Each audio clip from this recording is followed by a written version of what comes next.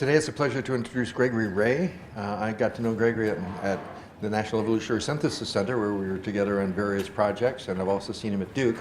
And he's yet another person from our sibling program, the Triangle Center for Evolution and Medicine, run by Charlie Nunn at Duke and at the other universities in the Triangle. That's true. And they have the advantage of a medical school that's just out their back door. And we're hoping to set up programs where students here and there can go back and forth and take advantage of the inspiration and facilities at either place. Gregory, in addition to his scientific contributions, is also a fabulous writer and encouraging people to write clearly. And some of you probably remember his article in Nature recently. You know, someone wrote an article, Leyland et al., wrote an article saying, we really need to completely rethink evolutionary biology. And the person who took the lead on the very incisive and marvelous rebuttal to that was Gregory with a distinguished panel, and somehow he got all these cats to agree on the nature of the rebuttal. He went to the College of William and Mary, sometime at Vanderbilt, but really, the last 20 years at least, he's been at Duke. He is a geneticist by background, and in fact now is running the Genomic Center at Duke for a number of years. A complicated job in addition to teaching undergraduate biology and trying to answer what I consider some of the deepest questions in evolution and biology. In particular, he's always been curious about how genotypes turn into phenotypes that are influenced by natural selection. 15 years ago, he was one of the very first people who started investigating non-translating areas of the genome that nonetheless influence health. I'd like to go on about all of his many accomplishments, but I'm not going to spend more time on it. Oh yes, he's a reviewer for various NIH panels. He's in the faculty of 1,000, all kinds of official things. But mostly I want you to hear from him about his marvelous work trying to understand diet, genes in a new perspective. Thank you very much, Gregory. Thank you, Randy. Thanks for that wonderful introduction. I'm very excited to be here. I always wanted to visit and learn more about the Center for Evolution and Medicine, which I think really is becoming a model that I wish other institutions would begin to emulate. Unfortunately, it's still a rather new idea.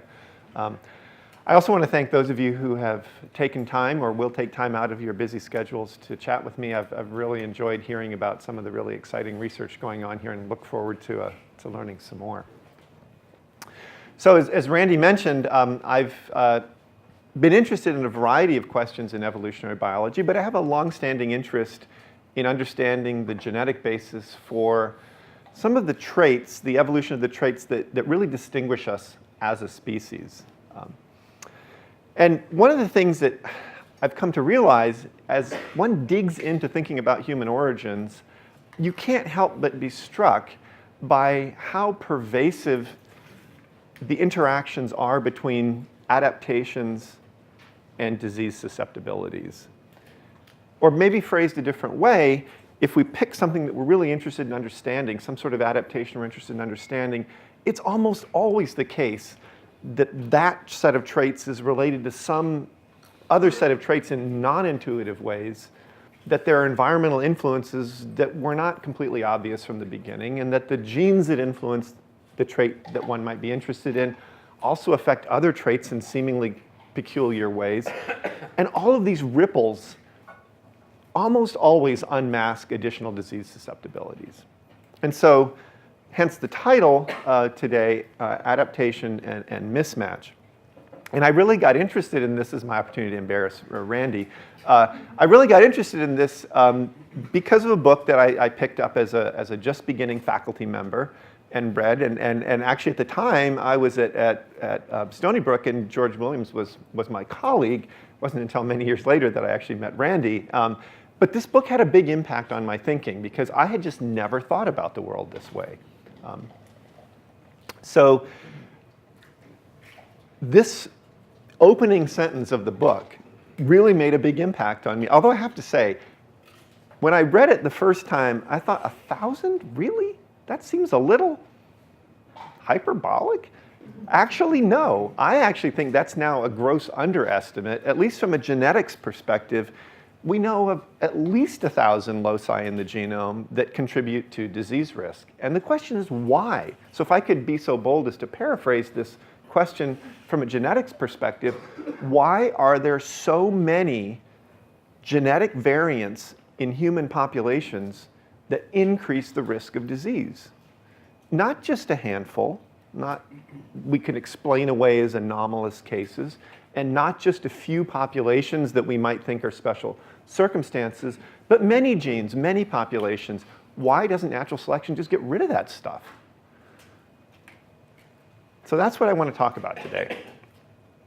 And I'll talk about it in the context of some work that we've been doing for quite a while on the evolution of human diet. So this is sort of the cartoon version of what happened between the chimp-human ancestor and us. Now we're going from a fairly frugivorous diet to a much more animal product-rich diet.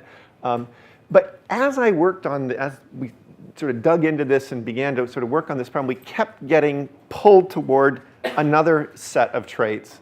And those were cognitive and anatomical traits having to do with the brain. And so actually, in full disclosure, I'm going to talk about the brain too. So it's not just diet, because indeed these two sets of traits are really hard to disentangle. And of course, physical anthropologists have known this for a long time. And for a variety of reasons, it's hard to think about dietary evolution and brain evolution separately. Our brains began to expand in our ancestors about 3 million years ago, and have been increasing steadily ever since. And this has happened in the context of a number of changes in the diet, some of which were environmentally driven, some of which are culturally driven from within our own species. And it's that interplay that I really want to talk about today. So here's sort of the visual overview of the context. So if you go back to the time when chimps and humans shared a common ancestor, that ancestor probably lived in a rainforest environment. Its diet was probably much more like modern chimpanzees in the sense that it was rich in simple sugars, some starches, some animal products certainly, but not dominated by animal products. And then as the climate changed in Africa, the two lineages sorted out, and the ancestors of chimpanzees probably largely, although we have virtually non-existent fossil record, probably stayed in the rainforests, maintained similar diets and potentially social systems, whereas our ancestors went a different direction. They moved out into these mesic habitats, drying habitats, where the food sources were different, the physical challenges were different, and this is where things started to change. Foraging in this environment is challenging for a lot of reasons, and one of the ideas that's come out of a lot of work in anthropology is that it required cooperation. It required different kinds of social systems. It required more flexible behavior. And so these are dietary pressures on cognitive and social processes, and this becomes a feedback, because as you become more capable of identifying new food sources, then you can start to do things like take down maybe not kill, but break up a big animal and start getting access to things like marrow and fat and muscle, which radically different kinds of, in the quantities that are available on a savanna habitat, radically different kinds of diets. And then after leaving Africa, further changes, adaptations into local climates that are really different, where there almost aren't plant products anymore. And so another set of adaptations to extremely meat-rich diets. And then something terrible happened. We domesticated grasses, and this has had a really big impact on our health. So it's some of these succession of changes that I want to talk about today. Okay, so I'll begin by talking mostly about physiology, but I do want to talk a little bit about development, because I'd like to sort of show a little bit of a taste of how these sets of traits fit together in some ways. Now, as Randy pointed out, one of my interests for a long time has been understanding how the non-protein coding parts of the genome contribute to adaptation, to trait change. And this is really an idea that started out of Mary Claire King when she was a postdoc with Alan Wilson. And this was the era when there was just a little bit of molecular biology, and people were starting to get proteins. We couldn't even sequence DNA at this time, but you could sequence proteins. And the very, very first protein sequences were being obtained from different organisms. And the really kind of mind-blowing result was that if you take a protein like hemoglobin or cytochrome C from a chimpanzee and a human, they're either identical or maybe they're 1 or 2 amino acids different. And this really sort of was shocking at the time. How can you make such different organisms with such similar proteins? And so the supposition, the proposition, it's probably even too much to call it a hypothesis, this was based on the thinnest of evidence, is that, okay, it can't be in the hardware, so to speak, the proteins that are being produced. It's got to be in the software. How you regulate the expression of those proteins, under which context they're made, when in the life cycle, what tissues, things like that. So this idea really appealed to me as a graduate student, and so that's really what I've been working on the rest of my life. Okay, so what are these non-coding pieces of the genome that do something? Just for shorthand, I'm going to call them enhancers, and their job is to regulate the expression of genes. Now, if one's trying to identify the regions in the genome that are coding for proteins that might be involved in adaptation, that's a little bit more straightforward because we actually know the addresses of all those protein coding regions in the genome.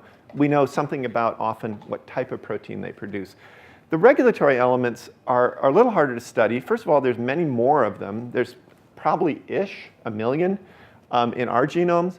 But the real problem is we don't know where they are and we don't know what they do. So how does one study something like this? That's a challenge. So I'm going to put a lot of the technical stuff aside and say there's a couple quick tricks. One is we can look across the genome and ask, where has there been a hot spot of mutational fixation during human evolution that would indicate that there's some change in function? And if that's not in the middle of a gene, it's probably in the middle of a regulatory element. And so through some of these kinds of computational tricks, we've been able to identify candidate regulatory regions that we think might be involved in adaptation. The problem is identifying a hot spot like that doesn't tell you what it does. It doesn't tell you what the trait consequence is. You don't know when it happened. So that's the part that one then has to figure out. So that's what I want to tell you about. So back to the two topics. So physiology. Here I'm going to talk a little bit about the fact that one of the things that's happened in our diet and in our metabolism in the past couple million years is that we've had to support this incredibly energetically demanding organ, our brain. Okay. And this is work that was started by a graduate student, Lisa Peverley, and is now being continued by Sasha in my lab. So what we did was we essentially scanned the genome for hot spots of substitution that might indicate positive selection on gene regulation. We also looked at gene expression throughout the genome, basically getting tissue samples from chimpanzees, apes, other primates, and looking for genes that undergo sort of big changes in expression or new loci of expression. Didn't used to be expressed in that tissue, now they are, things like that. And then we restricted our attention to genes that had a plausible role in metabolism. And so through this very clever process of making a Venn diagram, I'm being facetious, we can then sort of focus attention on particular enhancers and then see if we can figure out their contribution to change. And so one of the first places we went was to look at the expensive tissue hypothesis. So this has been this idea that's been around in the anthropology community for quite a while in various guises, but this is the way it was first articulated. And that is that if you're going to, energy metabolism is essentially a zero-sum game. If you're going to make a really expensive organ a lot bigger, and that's essentially what happened. I mean, when I say the brain is an expensive organ, it's like 10 times as expensive almost as average metabolic consumption in your body. So 11 watts per kilo versus 1.25 body-wide average. If you're going to double the size of your brain, and we more than doubled the size of our brain, then you're going to have to take it from somewhere else. And so the expensive tissue hypothesis basically was saying, okay, muscle mass was decreased, gut length is decreased, maybe adiposity is decreased, although actually that's not true. And so there's some sort of trade-off going on, but you can't do this with gross anatomy. The gut's not sufficiently shorter to give you that much extra energy. The decrease in muscle mass, although real, is not enough to give you. So we hypothesized that this trade-off was happening at a completely different level. It was happening in the allocation of energy resources at a molecular level. And so we went after the gatekeeper of the common coin of energy metabolism, glucose. And so every cell in your body that burns glucose brings it in using a particular kind of protein, a hexose transporter. And there are different versions of these hexose transporters in different tissues. So there's a brain-specific one, there's a liver-specific one, there's one that's specific for skeletal muscle. And what we hypothesized was, okay, you just open the floodgates a little bit bigger in the brain, and you shut them down elsewhere, and you just reshunt your energy that way. And since these are passive transporters, it's really just mass action. You don't really have to do much else. So here's how the idea works. You have a bunch of glucose transporters in the brain, you have a bunch in the muscle, and if they're equal amounts of transporters, you're going to move the equal amount of glucose across the membrane. Again, it's just mass action, blood goes everywhere, and where there are more transporters, you're going to move more tissue in, more glucose into that tissue. So if you double the amount in the brain and halve the amount in muscle, you're going to have a fourfold difference in flux. Okay, that's the toy model. Okay, so indeed, if one looks at the transporters, that's exactly what you see. So here's the brain-specific glucose transporter, and here's the muscle-specific glucose transporter. And we looked at these transporters in different tissues, the expression of them. And indeed, we see that across humans, chimpanzees, and rhesus macaques, that they do remain tissue-specific. So the brain-specific one is largely restricted to brain in all three species. The muscle-specific one is largely restricted to muscle. But what you see is that there's a greater than threefold increase in the production of the brain-specific transporter in humans, and that there's a somewhat more modest, but nonetheless statistically significant difference between humans and chimpanzees in the skeletal muscle, and these are in the directions one might predict. So the implication of this, although this is very hard to actually extend convincingly into an actual organism, but at least these indirect molecular indications are such that glucose is being allocated preferentially into the brains in humans and more into skeletal muscle in chimpanzees. So that's the idea. Now, there's a lot of frustration in doing this kind of work because we obviously can't do the experiments we'd really like to do. Don't get me wrong, for perfectly good ethical and moral reasons, I don't actually want to do those experiments, but I would like to do those experiments. So one of the ways that we began to get interested in the evolutionary medicine piece of this is the medical literature has a huge amount of information that is useful for understanding problems like this. So we turned to the medical literature to try and find out, well, what happens when you mutate one of these genes in a human? And the short answer is that there are very few mutations out in the general population in this brain-specific transporter. If you do almost anything to it, it's really bad, so bad that it's either fatal or close to fatal. That tells you this is a very brittle piece of our physiology, right? So indeed, if you have, we all have 2 copies of this gene, and if one of those is compromised, remember when I don't know if you heard this when you were in high school biology, but the reason we have 2 copies of every gene is in case one goes wrong, we've got a backup, right? It's not quite that simple. There are some genes where we really need 2 functioning copies, and this is one of them. If you have one partially functioning copy of this gene, there are cognitive deficits, probably because the developing brain is not getting the energy it needs as it's expanding, right? You can't survive with one functional copy. The few people who have been found with this, basically they have gestational microcephaly, not developmental microcephaly. In other words, their brain is developing perfectly fine, and it just runs out of energy. And cells start to die. They become necrotic just because they're not getting enough energy. So what this suggests is that those increases that we see in gene expression here are absolutely critical. If you expand a brain and don't give it the energy it needs, the whole thing goes kaput. So what's to me interesting about this is you think about getting a bigger brain, oh, that must be a great thing. Look at all these cognitive benefits that come with it. But it's upped our exposure, our vulnerability, by placing us right at the edge of the envelope on how much energy we can deliver to this energy hog. And almost any mutation, and see, none of these alleles move out into the population. Whoever gets that mutation during meiosis of their parent's gamete or the other parent's gamete, that never gets passed on. That individual doesn't reproduce. So it's essentially now a point of vulnerability in our genome that wasn't, maybe it was there, but not to this degree before. So it's to me kind of an example of a way in which a good thing actually increases our vulnerability. Okay, so that's just one case study, but we wanted to be able to do more than just pick and choose um,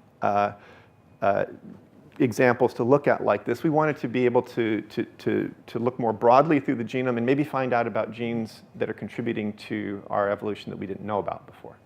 And so one of the things we've begun to do recently is to move away from having necropsy tissue samples, which is what I've been describing before. All the work's been done on material post-mortem from humans and chimpanzees, and work with cells in culture.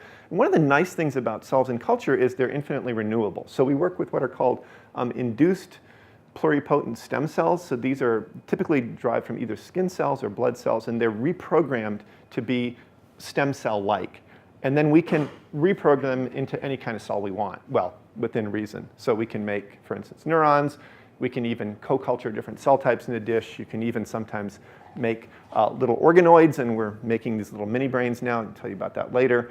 But the great thing is, once you've got those cells, it's really great because you can keep them in the lab and you can do experiments with them, and you're not limited by the source organism, availability of the source organism, which is really important for us because chimpanzees are now completely off limits with NIH funding for doing any kind of invasive experiment, which means we can no longer get material. So we've invested some time in getting these cells going.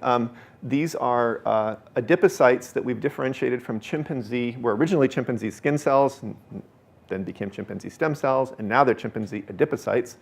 And this green is a diacylbodipi that shows you where there is triglycerides, and then these are nuclei, the blue. And so they look like pretty juicy fat cells.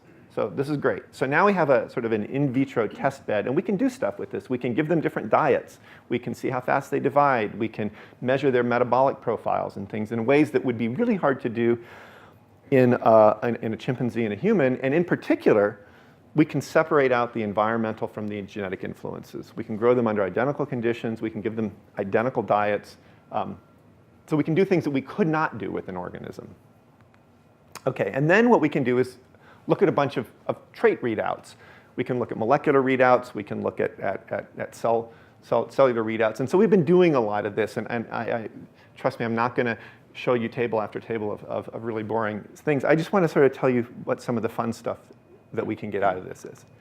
So one is that we found that there are several indicators that the synthesis of long-chain fatty acids is much more active in human fat cells than chimpanzee fat cells. And this was a big surprise to me because if you go back to those pictures I showed, you think about moving into a diet where you're having more and more animal products, more and more fat.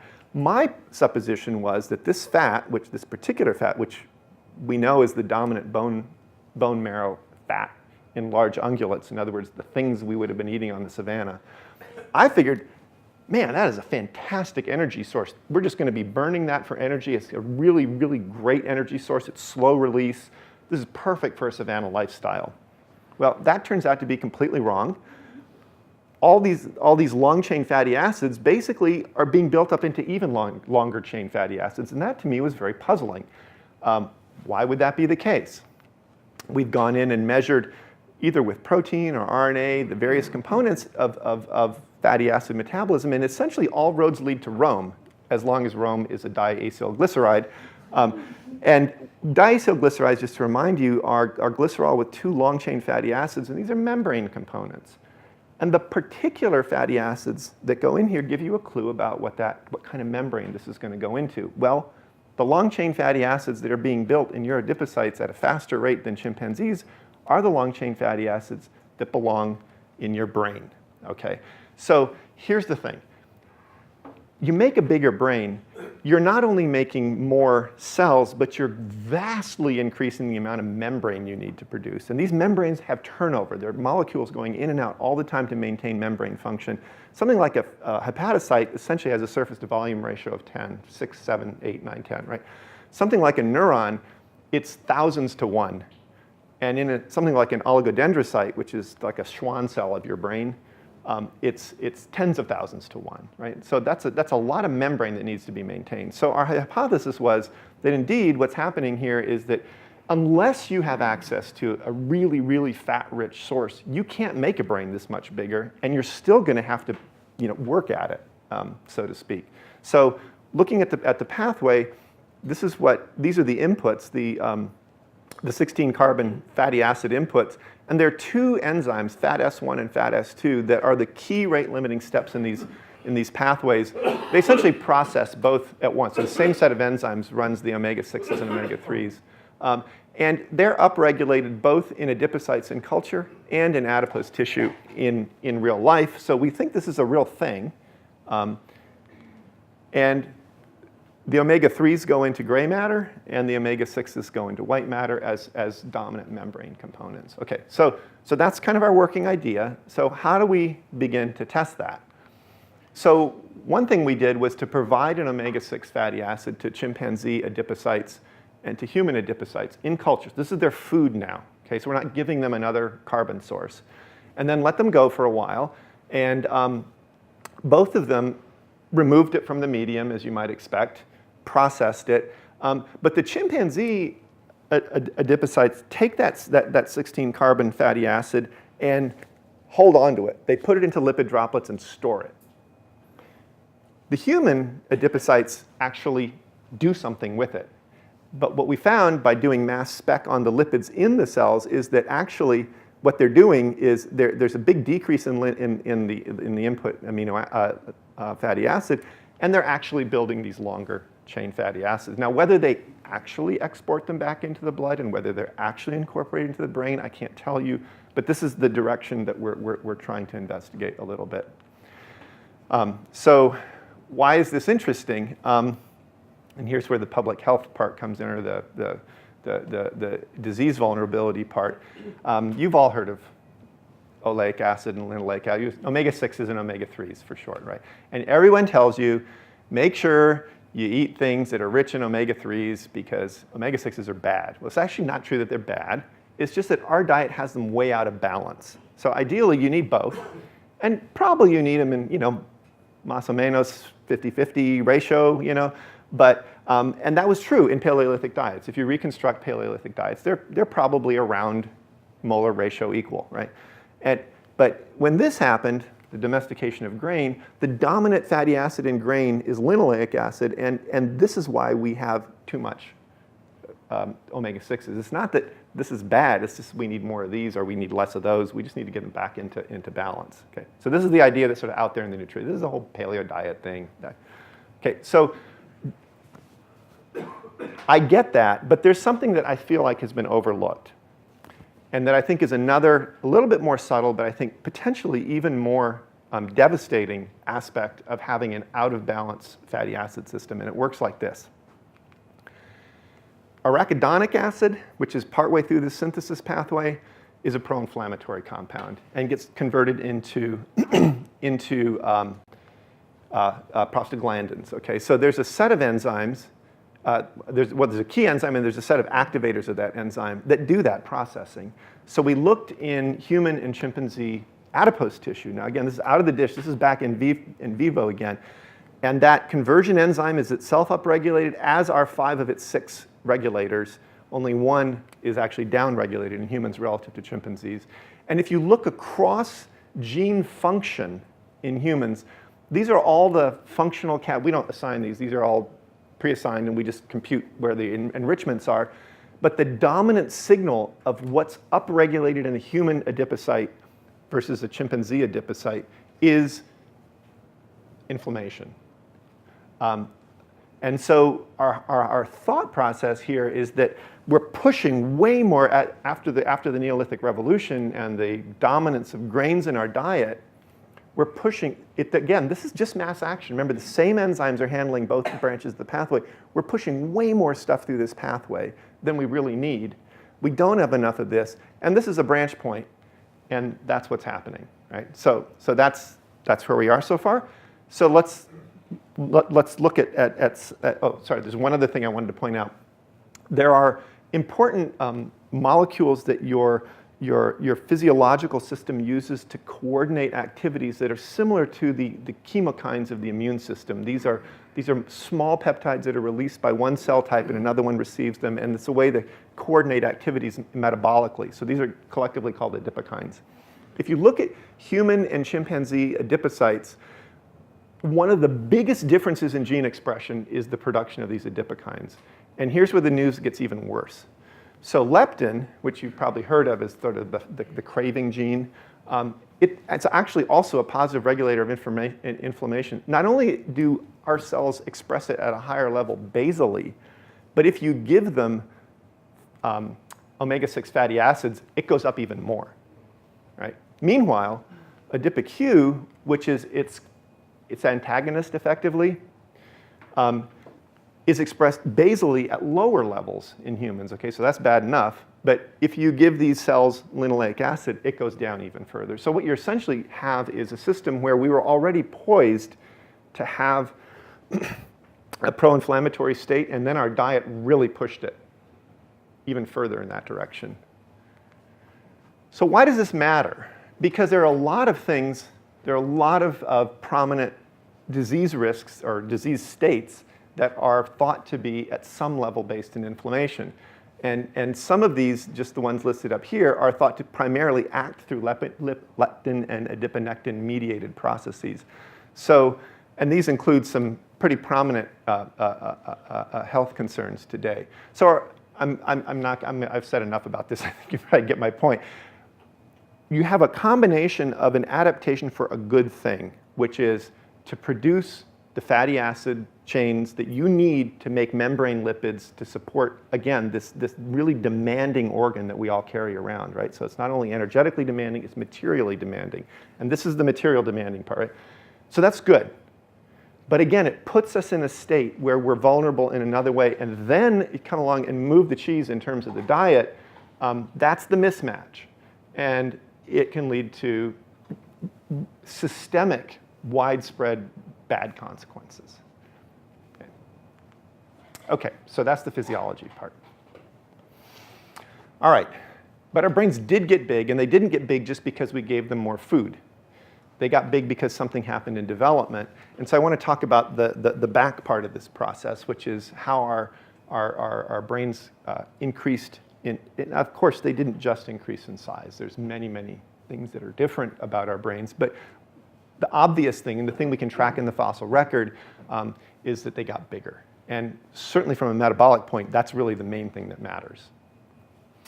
So this is a project that was started by a former graduate student, Lomax Boyd, collaboration with my colleague at Duke, Debbie Silver, who is a bona fide neurodevelopment person, which I'm not. And then now we have a new student we're mentoring named Caitlin. So those are the people involved in this project.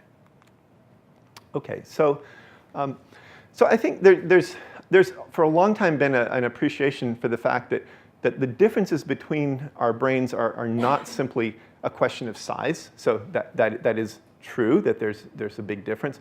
But different brain regions have different proportions, circuitry is different, cell morphology is different, synaptic density is much higher in humans, the glia to neuron ratios are different in different parts of the brain. There are a lot of, my point is there are a lot of differences. I've just told you about some of the other changes that were required. Had we simply made our brains bigger suddenly, we would have died if we had not also built the physiological support system for a larger brain. But of course, it's not entirely clear that these things alone, with the correct physiological support system, would produce some of the uniquely human cognitive and social processes that are so also super, super interesting.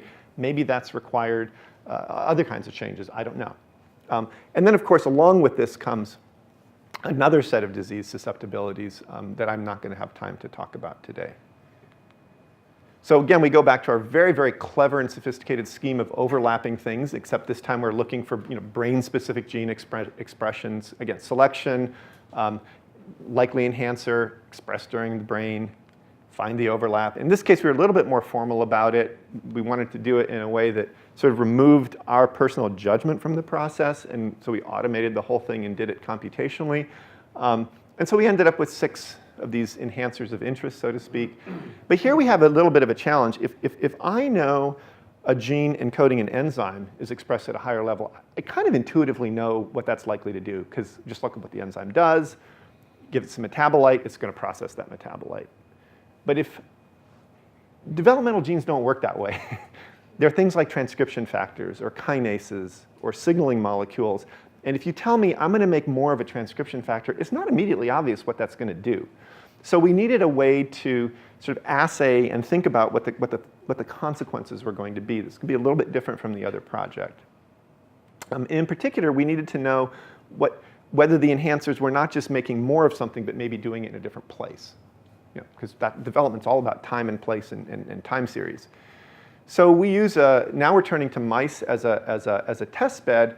And what we do is we take these putative enhancers, these candidate enhancer regions, hook them up to what we call a reporter gene that we'll be able to visualize, put them in a mouse embryo, egg rather, grow up the mouse, and then in her pups, look at wherever the reporter gene is expressed. That's kind of a readout of where this enhancer functions during development, right?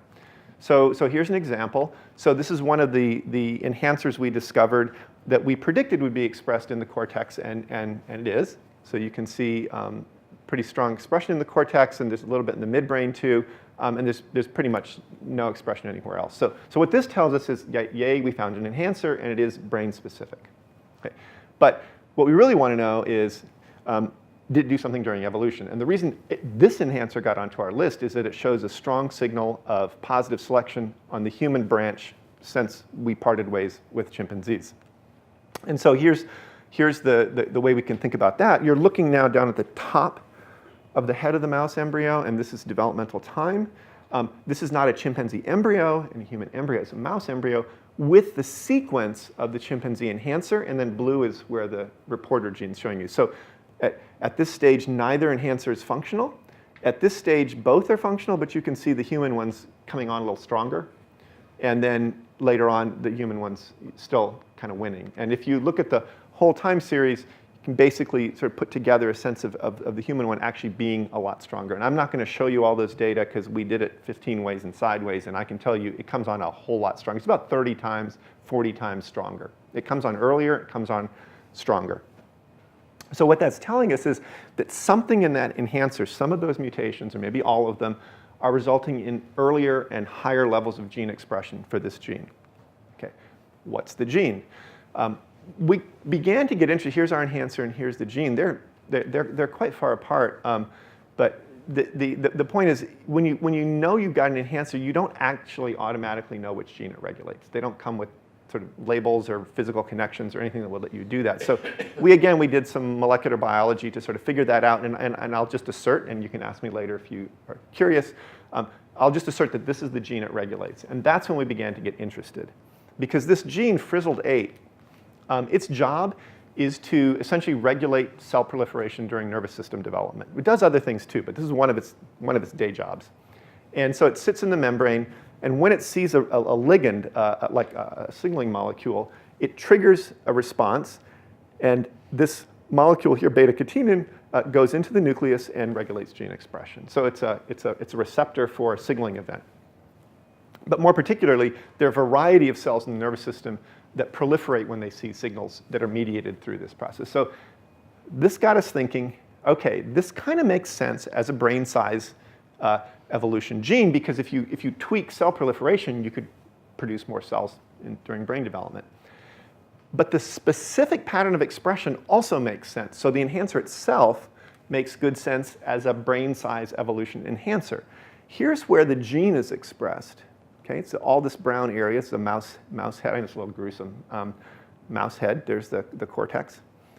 But the enhancer only works in this region and to some extent here, but really it's mainly here. And this is the magic of enhancers. The gene, when you make the mRNA and make the protein, it's going to make that protein. But the enhancer lets you make that protein under specific circumstances. So there are other enhancers that are turning the gene on in this part of the brain. But in this part of the brain, only this enhancer is working. And if you juice that one up, you're going to make this part of the brain bigger. That's the idea, right? So it's a way of changing proportions, right? And so how does that work? Well, during brain development, there's a special population of cells called radial glial cells. They're essentially the stem cells of the developing brain. And like all stem cells, they can regenerate themselves, but every now and then they divide asymmetrically to make one more stem cell and then a cell that begins to differentiate. And so this so-called asymmetric division, if you delay how long it takes to get to that, you'll have a larger population of stem cells. And then when they all differentiate, you'll have more neurons. Okay? So the question is, two basic ways to make a brain. Do you engage in extra rounds of cell division here, or do you divide after you make that asymmetric cell division? And this, not my figure, comes from a review before we found our stuff, and it's a proposal. These are two ways to make a bigger brain, right? So the question is, which is it? And long story short, we looked very carefully at where the enhancer is functioning on a cell-by-cell basis, and this is pretty much the way this enhancer is doing things. So not saying it's the whole story, but at least this is part of the mechanism we're hypothesizing to increase brain size. Okay, so everything I've showed you so far is just saying where does the enhancer function? Is it higher or lower level with the chimpanzee sequence or the human sequence? But now we have to do the real experiment, which is to actually use the human enhancer to drive the expression of the mouse frizzled 8 and see if we get a bigger brain. See if we get faster cell cycles. See if we get more neurons, right? So we take the enhancer, we stick it in front of mouse frizzled 8, we stick it back in the genome, and then we're going to compare the chimp version versus the wild-type mouse versus the human version. And so that's what the next couple slides are.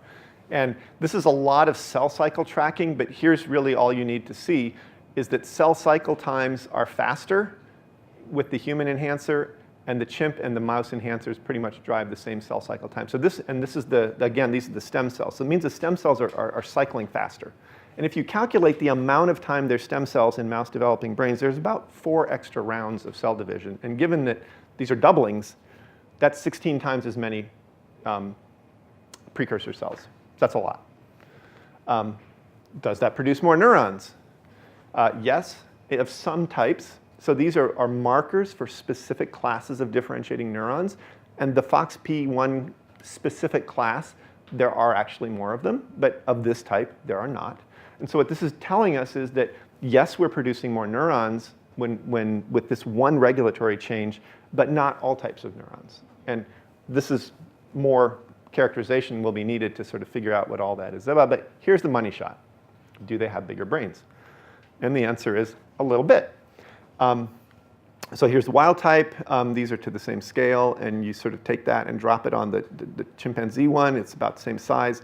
Human one's a little bit bigger. It doesn't look like much, but in terms of volume, it's about 10%, and length too. So pretty much any way you measure it, whether it's this way or this way, the human enhancer is driving expression of this gene at a higher level, and you're getting faster cell cycles, you're getting more neurons, and you're getting a bigger brain.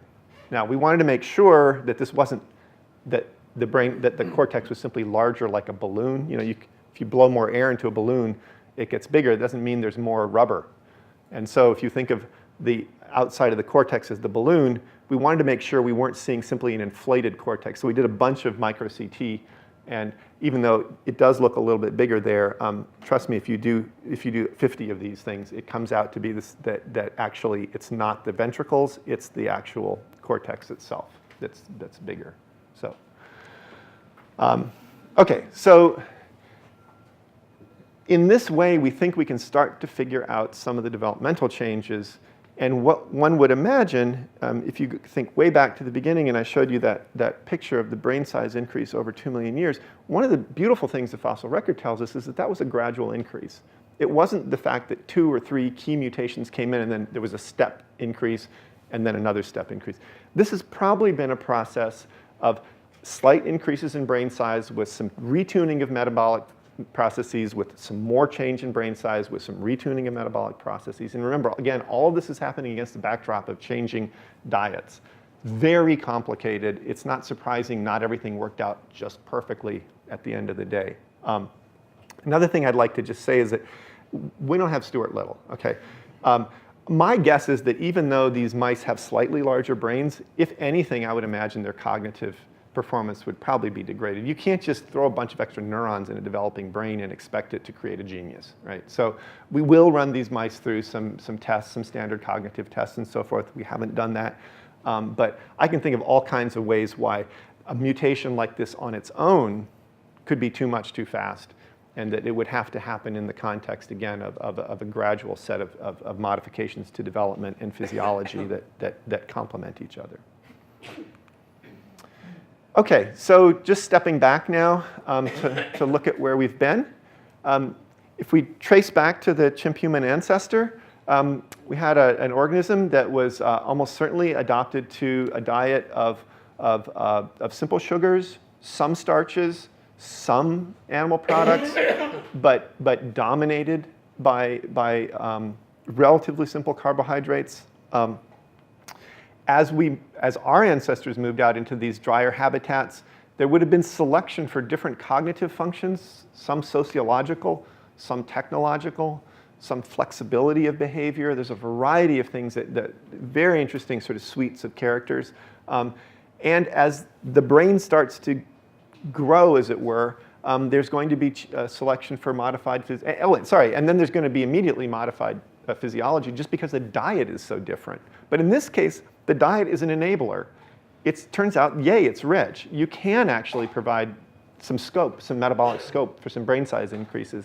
And so I see this period as a sort of a ratcheting up process where maybe metabolically it would have been hard to get a bigger brain if we'd stayed in a rainforest situation. However, as all this is going on, we're starting to develop these other vulnerabilities, and in particular, with the cultural changes that are associated with farming, we've put ourselves, I feel like, in a quite a vulnerable situation where our physiologies are adapted to a diet that we don't really have anymore, and so that's a whole source of mismatch that I think is probably rather complicated.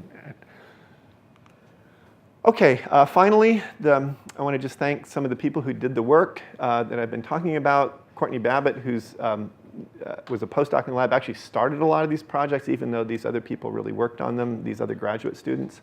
Other people in the lab who have helped are really wonderful collaborators. The various primate centers, zoos, and private foundations that have helped us, and even a company. And then our funding sources. I just want to shout out for NSF, who has been steadfastly supporting this work, even though NIH doesn't really care, oddly enough. The Venegrin Foundation, and then a seed grant we got from the Duke Institute for Brain Sciences. So I want to thank you all for your patience, and I would be delighted to answer questions. So.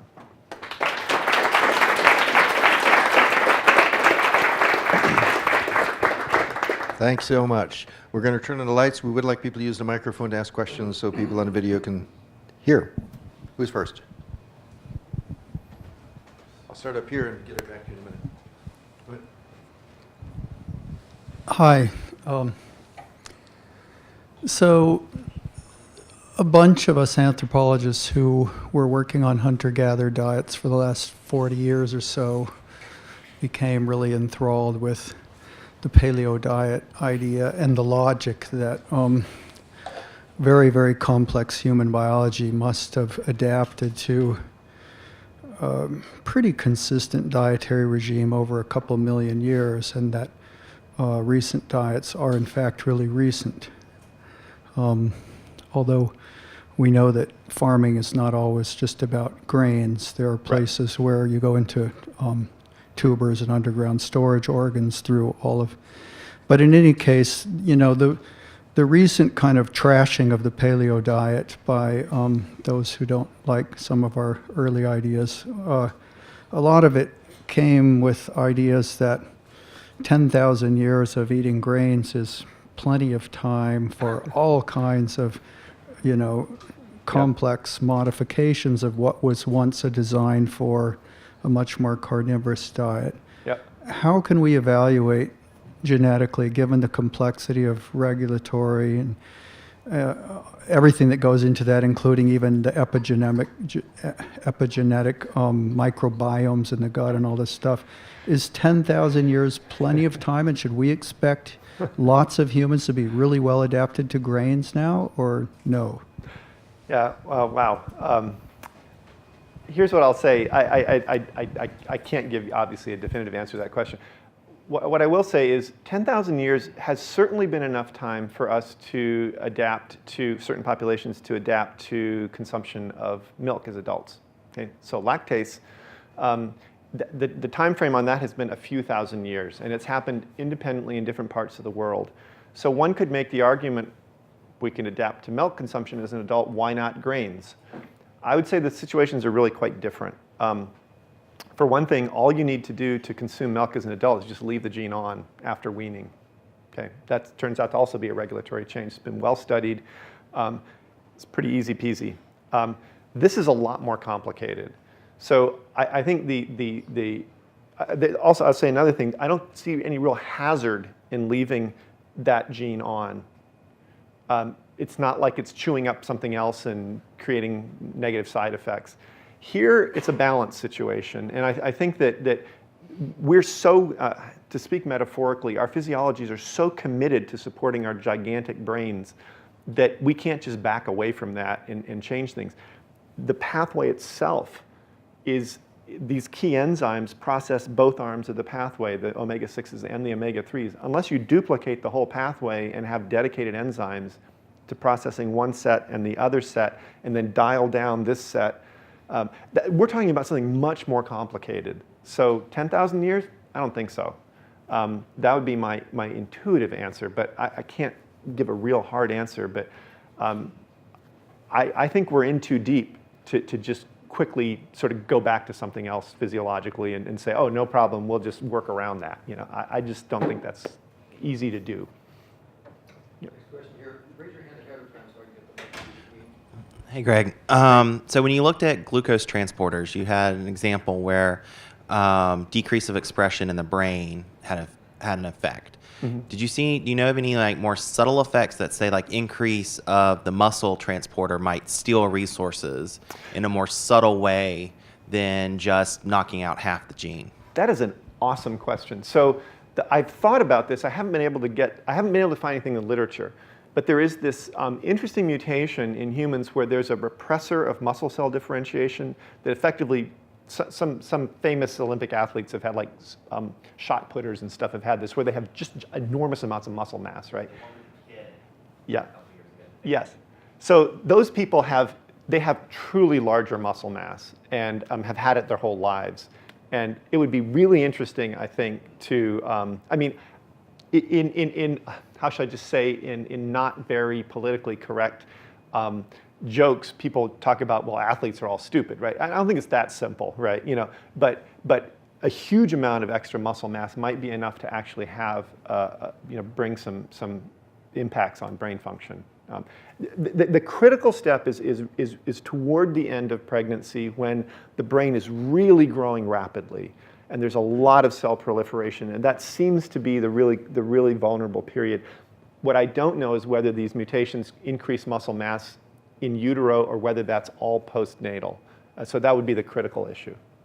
But it's an interesting thought. I have not been able to find any. I did actually try and dig into that and have not been able to find anything in the medical literature, which may mean that the effects are too subtle. So I'll ask one. The extremely rapid selection you described with the kinds of trade-offs suggests that there might be mental disorders that might be related to these kinds of things. In particular, kids with autism have brains that are a bit big. Comments on that? Yeah, so as you probably know, I mean,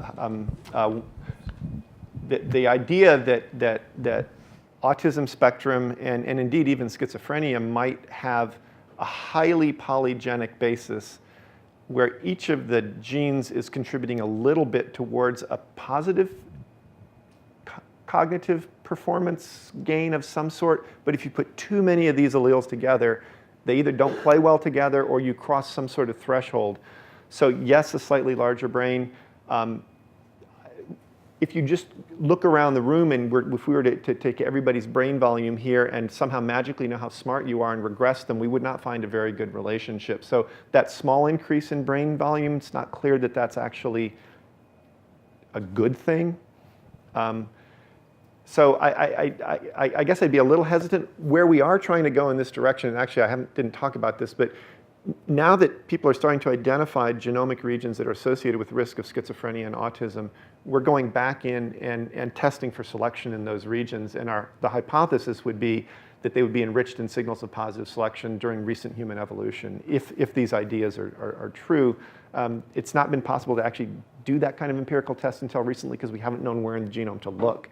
But we are starting to find those regions now, so we can do those tests. But I have nothing to tell you right now. So You're invited back next year to give us the updates. Trying to think how to ask this. Could you please comment on the theories that cooking was crucial in increases in the brain, and maybe there's some genetic evidence that we're adapted to cooked diets specifically? Yeah, so this is a really interesting idea. So Richard Wrangham has been a proponent of this idea that both thermal and mechanical processing make food easier to extract nutrition from. And I don't see any reason why that wouldn't be true. Certainly the just doing the the actual tests that he and his colleagues have been able to do, I think somewhat convincing that it is actually possible to extract more nutrition out of food that's been processed. Whether that was essential, I don't know. I mean, cooking would bring other side benefits like reducing the chances of infection. So it's a little hard to say. Of course, nowadays here's my best answer to your question. I'll stop hand waving. We love the smell of cooked meat. And that, I'm sorry, if you're a vegan, don't lie to me and tell me you don't like the smell of bacon, It's built into, so there's something about that. In the same way that we love sugar. I mean, we love the taste of sweet things. I can't do anything more than say, that sounds to me like it's an adapted response. If it's an adapted response, it must have been important. And that's about all I can say. We have time for one more question.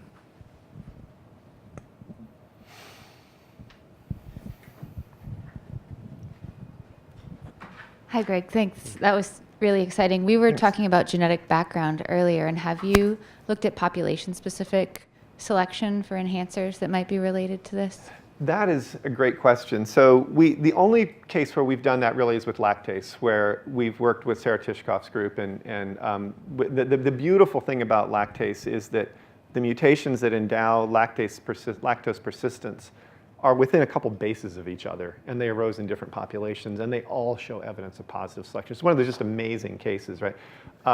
Background's clearly important for lactase because particularly the African alleles are not sufficient by themselves to endow, like really strong persistence.